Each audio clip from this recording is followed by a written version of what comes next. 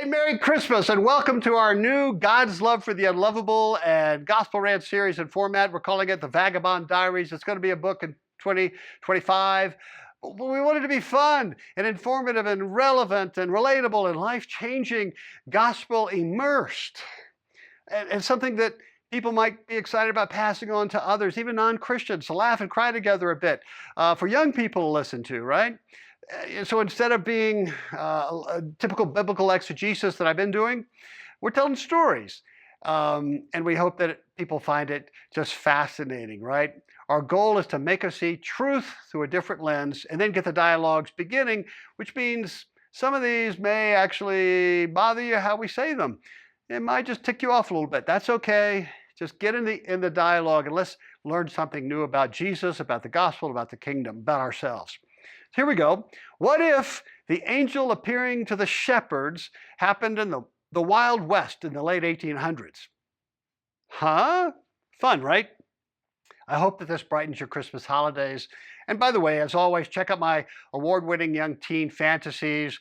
They're being compared favorably to Chronicles of Narnia. Your kids will thank you. It's available on Amazon, Kindle, and Barnes & Noble. The first one, Tale of the Unlikely Prince, is on Audible.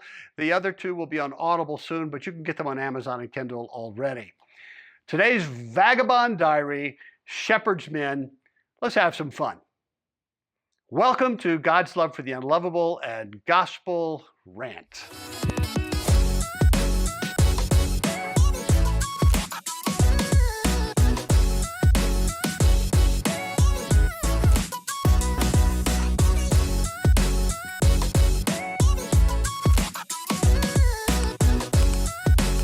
Welcome back. Shepherd's Men.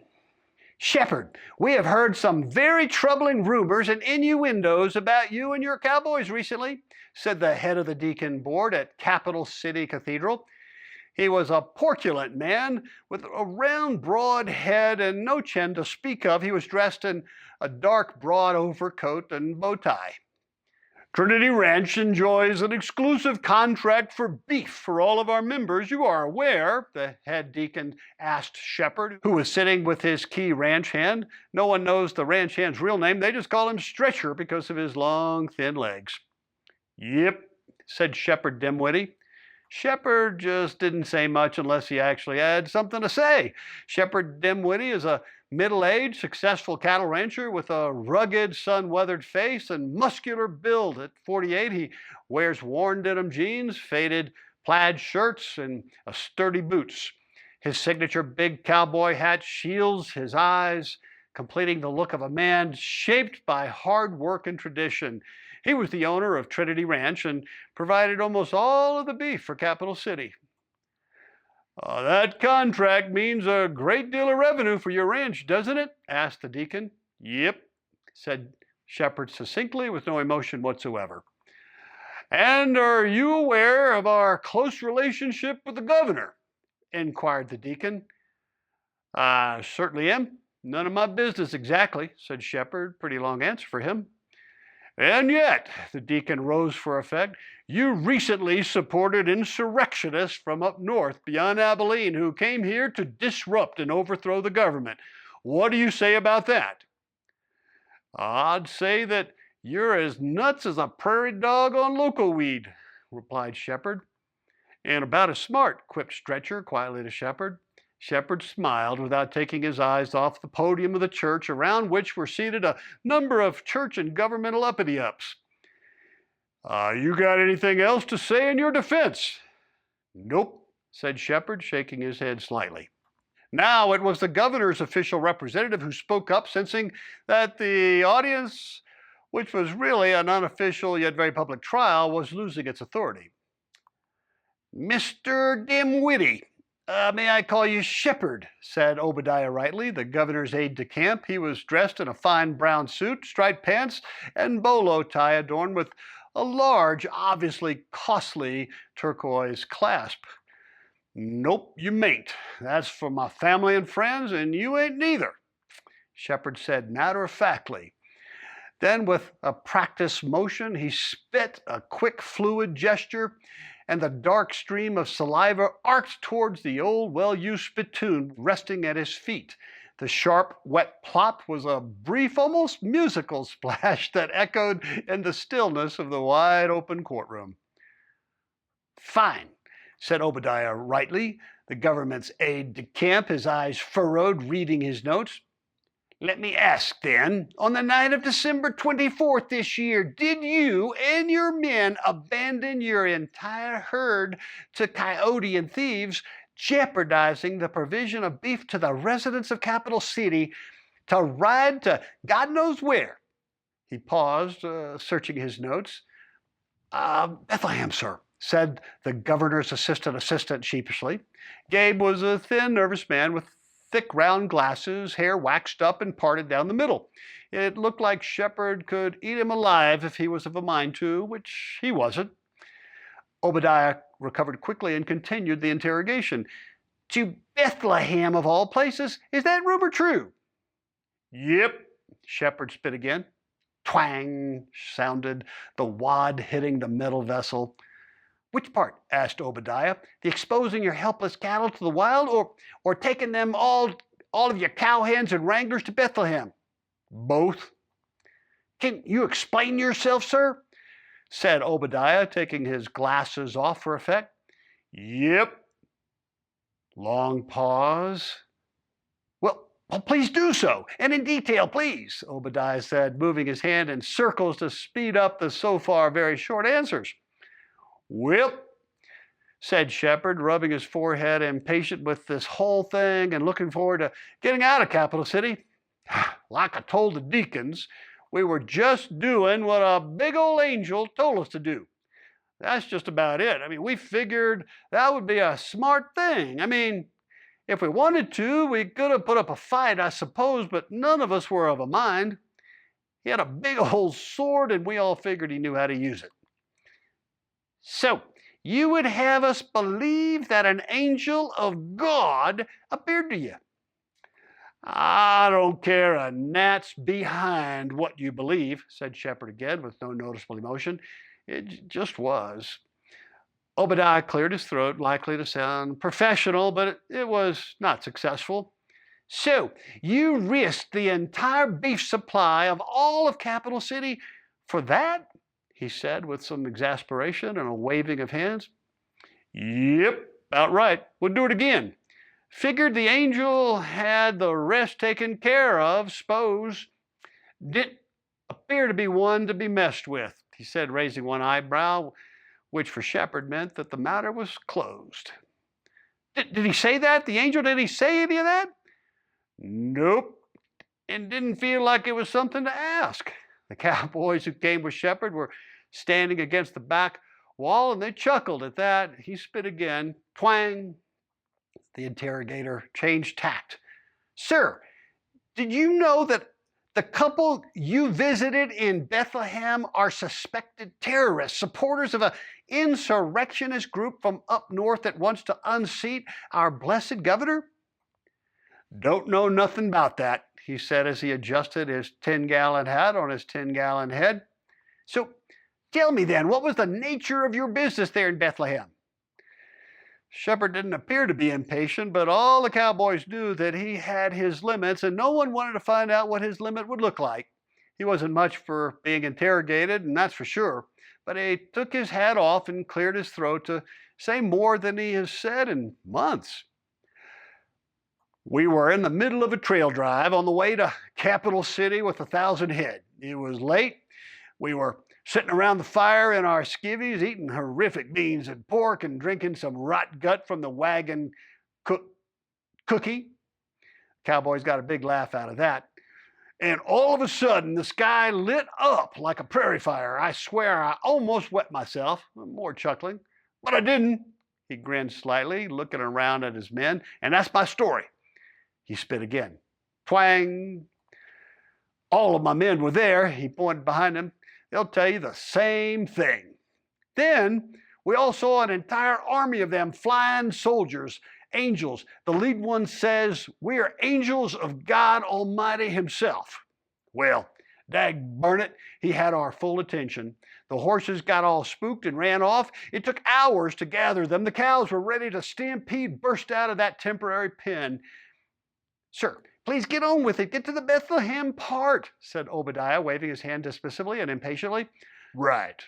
The head guy said the Savior and Lord had just been born in Bethlehem, and we were supposed to drop everything and hoof it down there to find him.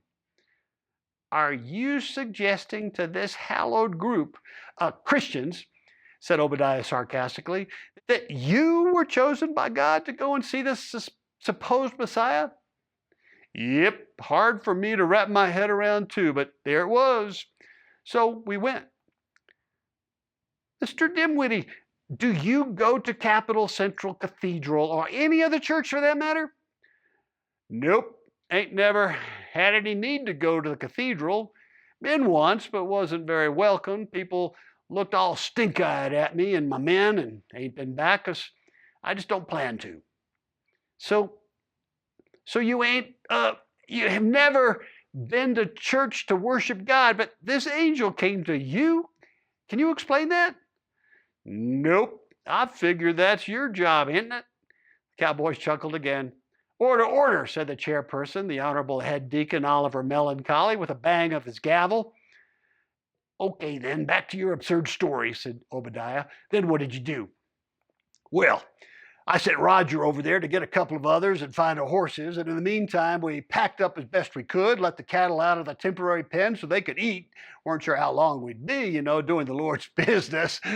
He said the last part very exaggerated, and making sure he looked into the eyes of everyone at the podium. He grinned broadly, now enjoying himself a bit. The cowboys behind him laughed out loud again. Order! I will have you thrown out if you don't act civilly and respectfully, said Melancholy, flailing his arms a little too much. The cowboys couldn't suppress their laughter again. Well, continued Shepherd, then we just did what the angel said. We hoofed down to Bethlehem to see what he ordered us to see. And what did you see there? Asked Obadiah. Well, it took us a bit to find them. The couple were in the back woodshed of the Star Motel there in Bethlehem. The Star Motel, interrupted Obadiah. It's a known drinking and prostitute establishment, if I am correct.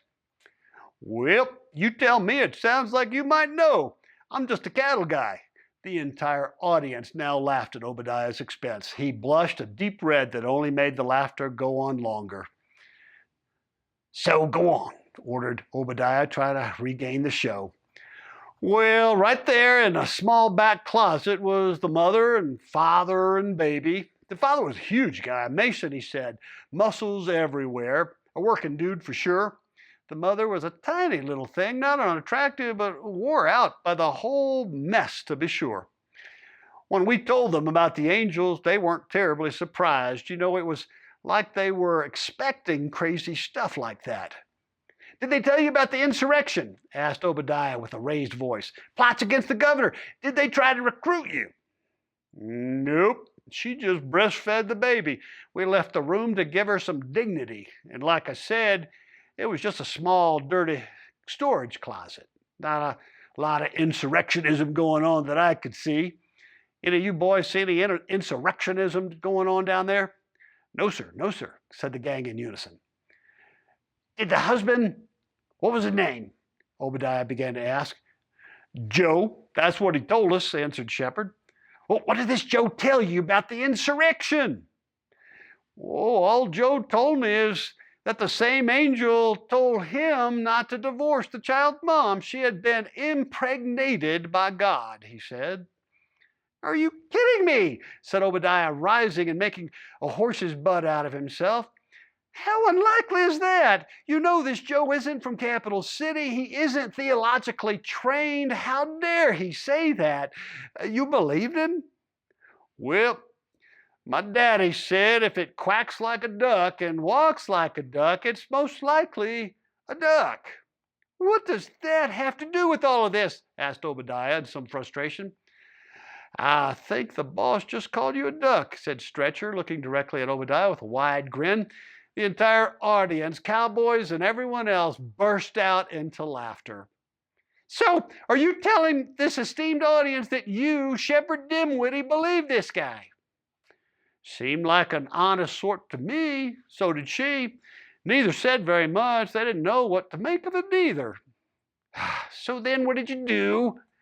Well, we all took turns holding the baby. He spit up on Ralph over there. Ralph blushed and grinned sheepishly. Then we had a mind to tell the other folk, about the whole thing. You, you mean you went and fomented insurrection yourself, don't you? Said Obadiah. First of all, said Shepherd, shaking his head again slightly, I don't know what foment means. It sounds like the stuff floating on the surface of the thick coffee that Cookie makes for us. The cowboys laughed again, really enjoying themselves now. But it weren't about no insurrection. We went to tell people about the angels and the baby. Didn't mention the governor or Capitol Cathedral or nothing else. So, let me see if I got this correct, said Obadiah, channeling his inner prosecutor. Then you did the smart thing and you came to this church, the church leadership's right here, and the Capitol building and all the governor's people to tell them what you've learned about the insurrection. Boy, there you go again. I don't know why you sat on that particular stick, but everyone knows that nobody in either place would listen to us. So where did you go? He asked with false interest. Well, we went down the street to the fine establishment, the Star Saloon, and bought everyone a round of drinks, and then told them what we saw and heard. Did they believe you? Said Obadiah, shaking his head. Can't rightly say, said Shepherd. So then did you or some of your men then associate with some girls? Oh, said Obadiah, emphasizing girls. You mean the whores there? Said Shepherd with eyes raised. I do, confirmed Obadiah. Well, I wouldn't put it past a few of the boys. What do you say, boys? Did any of you associate with the girls there? No one was willing to confess to anything of the sort.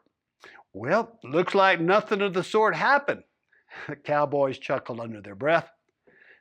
So, hypothetically, if any of them had associated with any of the working girls there that night, might they have told them about the angels and the baby too?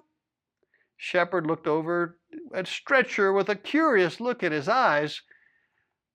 Boss, hypothetically kind of means, let's say it did happen, but it don't mean that it did.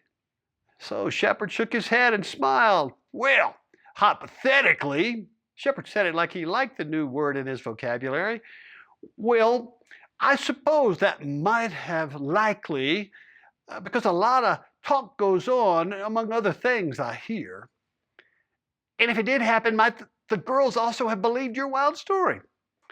Whoop, can't say. Too many ifs in a row, hypothetically speaking. Obadiah took a deep breath, clearly preparing to blow the top off the proceedings. Mr. Dimwitty, have you heard that the governor has gathered a posse of honorable citizens of Capital City to go and find that family and arrest them for suspicions of insurrection? You mean hang them, don't you? He said with eyes furrowed in disgust. Well, to quote you, can't say, but the governor and all of his judges take insurrection very seriously. Well, I bet you do, he spit one last time. Twang. Well, you better get going. They left for Mexico a couple of days ago, and ain't a lot of chance you'd catch up to them now. What? We heard they only had a old flea-bitten mule for the three of them. Oh, I forgot to tell you. We traded that mule for a couple of our best horses. Seemed like a good deal at the time. You gave them horses to get away? Didn't say nothing of the sort. I said that we entered into a bargain with them and traded their sturdy, well-experienced mule for a couple of uppity, too fast for their own good horses. Don't have any need for such arrogant horse flesh, Can always use a good mule, though. And, look, seeing that you got nothing on us here, can I get back to the ranch or all Capital City is going to be eating Brussels sprouts for Christmas? It seems to me that you're just way too scared of an insurrection full of cowhens and lady professionals. Well, all I got to say is Merry Christmas, y'all. The end. So here are some dialogue starters that I thought about. First of all, pushback. What do you think? What hit you? What bugged you? What did you find funny? Did it shine some fresh light on the Christmas story? The one in the Bible. And why this is the important one, why did God choose shepherds? with the message so important. So, if you like this Vagabond Diary, please like it, subscribe it, forward the link to a friend, and check out my fantasy books, the Kingdom Quest trilogies, available on Amazon, Barnes & Noble. Start with Tale of the Unlikely Prince. Actually get the whole set, the Storyteller's Tale and the Garden Tale. You can check them all out on Amazon or my author page, drbillsenior.com. I've also published a series for women's groups and spiritual formation called Dance Daughters to the Most High. It's going to be a three-setter as well. The first set is already out. It's fun, informative, hopeful. It's great for small groups. Check it out, Amazon, Barnes & Noble, and drbillsenior.com. Yeah, we'll see you next time on Vagabond Diaries. Take heart, child of God. Merry Christmas.